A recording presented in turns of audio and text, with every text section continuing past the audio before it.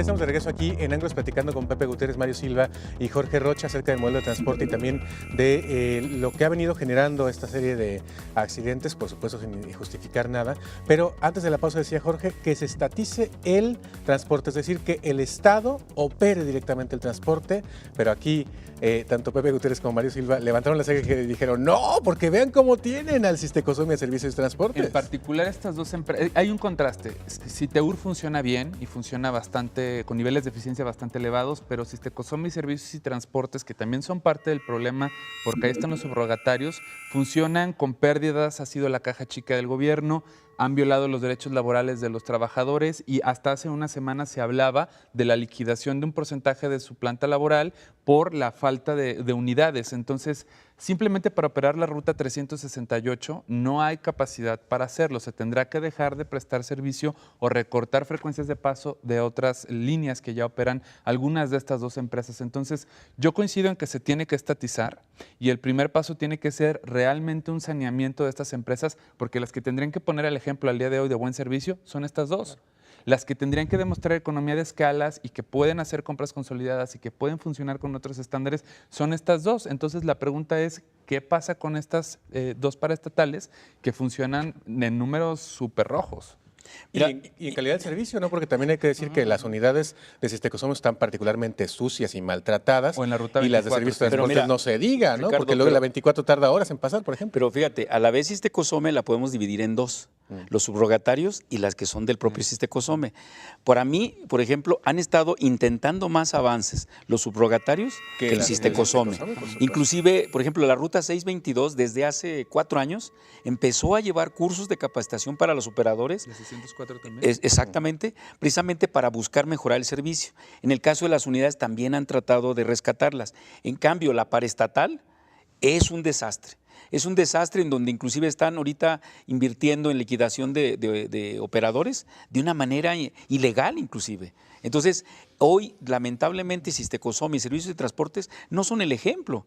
Entonces, sí se requiere un proceso en serio de reforma del servicio del transporte público, de cambio del modelo, pero de veras que vayamos a fondo, ¿no? El gobernador ha hecho esa promesa y quiero decirles que tuvo por ahí una reunión muy importante el día de hoy donde dijo que va de verdad en serio, o sea que no fue un anuncio ahí para bajarle la presión a lo que iba a haber de la marcha, esto de bajarle el costo, porque justamente a raíz de lo que pasa el viernes se metió a revisar el asunto y dijo, sus palabras textuales del gobernador, es un desmadre, pero acto seguido lo vamos a arreglar. En ese sentido, hoy la Universidad de Guadalajara en la marcha hace un planteamiento muy concreto y muy específico, que es la creación de un observatorio para darle seguimiento por parte de expertos a lo que se comprometen los transportistas y estar denunciando de manera permanente si no cumplen. Y dos, que me pareció muy raro, la creación de un consejo de víctimas, o más bien la constitución de lo que ya venía en la nueva ley de movilidad. A ver, la nueva ley, ¿cuándo entra en vigor y cómo es posible que hoy no tengamos ya un consejo de víctimas? El Consejo de Víctimas es por la ley de víctimas y hablaban del Consejo de Movilidad, de la ley de movilidad, que los dos consejos, por alguna exótica razón, no están funcionando. Tendrían que funcionar. Y ya existía, ¿eh? Ya existía un consejo de atención a víctimas del transporte público que no funcionaba. De hecho, en una vez nosotros fuimos a cuestionar por qué no se le estaba apoyando al hermano de una alumna de la Universidad de Guadalajara, y el secretario de Salud era el responsable técnico de ese consejo y él no sabía que era el secretario técnico de ese consejo. Hombre. Entonces, hasta que hubo la presión, se les pagó.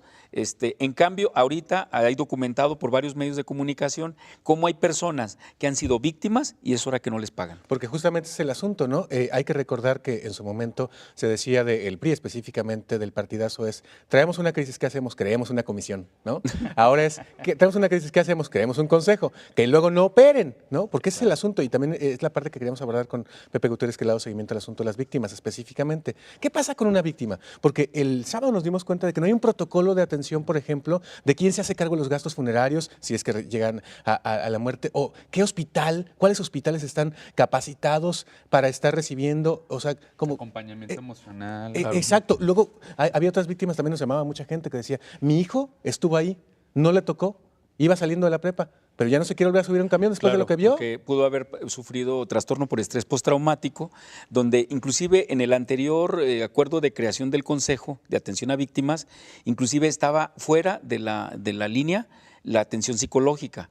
Cuando una persona ha tenido una situación tan estresante, puede desarrollar el trastorno por estrés postraumático, aun cuando no lo haya vivido directamente.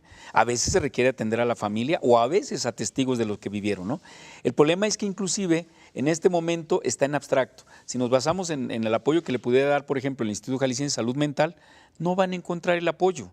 ¿Por qué? Porque no hay infraestructura. Entonces, es un planteamiento que si lo queremos hacer en serio, tenemos que crear un programa funcional, de veras humanista, que venga a atender realmente en forma integral a las víctimas del transporte.